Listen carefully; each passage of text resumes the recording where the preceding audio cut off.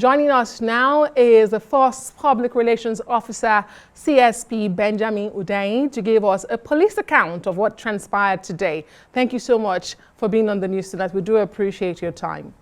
So let's begin with what transpired today. What was the brief of the men sent to the protest ground, and how did it turn out to be tear gas and allegations of live bullets being used on the day Nigerians are commemorating 5 years of police brutality during the NSAS protests? Thank you very much. The brief was, there is a court order saying protesters are not to go to certain areas, clearly spelled out in the court order and clearly spelled out in the statement we issued on Saturday.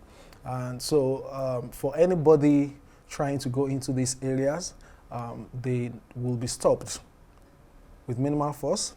They will be arrested if they actually do go into these areas, and they will be investigated and prosecuted. That was spelled out clearly in our statement. That was the brief. And today, some people indeed marched into these areas, and they were arrested. And we also used minimal force commensurate with the resistance we got. And that was the use of tear gas to disperse the crowd. It worked. No injury, and the protesters were dispersed. And this came after several warnings for them to disperse. So the excuse of, oh, the people with health concerns does not come up, because they were clearly warned that you need to disperse, you are violating a court order, or else we're going to use tear gas. Now, the issue of live bullets, there was absolutely no use of live bullets.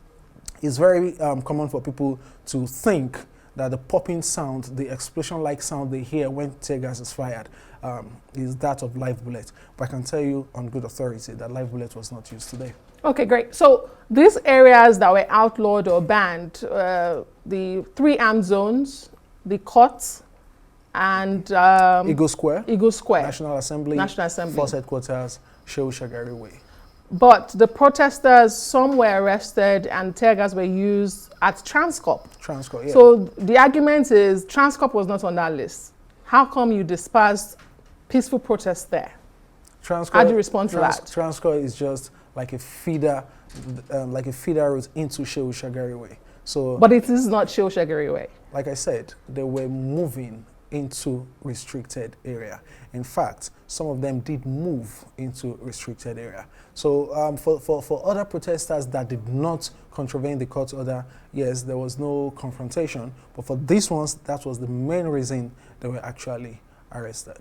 Can you confirm, you've just told us that there were arrests made, like we've heard. Can you confirm to us the numbers of people that were arrested and what next? So initially in the morning, we had 8 people, including Nnamdi Kanu's brother, Emmanuel Kanu, and Nnamdi Kanu's lawyer, Dr. Barrister Aloy, and 6 others, making 8. But much later, 5 people were added to it, 5 other people were arrested, making a total of 13. So we have 13 people in our custody. Statements have been taken, investigation is being wrapped up as I speak, and first thing tomorrow morning they are going to be prosecuted. We can assure you that they won't spend up to 24 hours in our custody. And these arrests were done where? In one sport or different sports? If you can highlight that for us. Yes. Because we also told journalists were among those you arrested today, including international journalists. This morning, one international journalist was brought to the state, the FCT command headquarters in Abuja, because the arresting officers mistook him for a protester, but he identified himself immediately and he was released. I can confirm that he was released immediately. He identified himself. So I'm answering your question. Yes, some people were arrested around Transcorp after they made their way into Shehu Shagari Way, while others were arrested around Ministry of Finance, also within the restricted area. We are aware that there were also gatherings of those who were against counter-protesters in some parts of Abuja today, but there was no security presence or tear gassing of those people. Why? What was the reason for that? Was it because they were not part of the outlawed areas? Why did the police not disperse such gatherings? Number one, there's a court order mentioning where gatherings should not take place.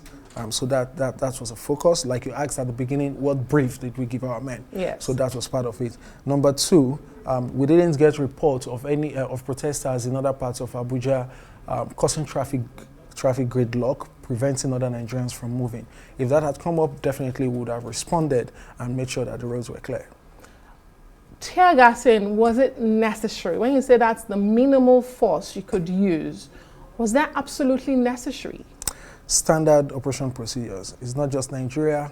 World over, police forces have tear gas, and if we give that warning to protesters not to go beyond certain areas, especially in this case as provided for by court order, and they decide to be confrontational, trust me, tear gas is way better, far better than using live bullets. Thankfully, we did not use any live bullet. So yes, if you ask me that if this situation presented itself tomorrow, would we use tear gas? Absolutely, we would, because that's the minimal force we could use in this instance. I had a lawyer just in that seat before you came on, a senior advocate of Nigeria, and one of the questions he brought up in responding to my question was, you had an ex parte judgment. Was it served? Did you serve that to the protesters? I'd like to ask that. And two, just as I let you go, is the force concerned about the perception that when you have anti-government protests, regardless of court orders or not, it usually will end up in police brutality? Is that a concern for the Nigerian police force in the image? Well, it depends on the protesters. In this same country, we've had protests where everything went absolutely right. We've had protests where the police provided water and cookies to protesters and it went well. So it all depends on the protesters if they choose to be law-abiding or choose to be very unruly. The court order, the statement we issued on Saturday, we made it clear in that statement. We talked about the particular court, we talked about the judge, we talked about the number, the document number. We made everything clear.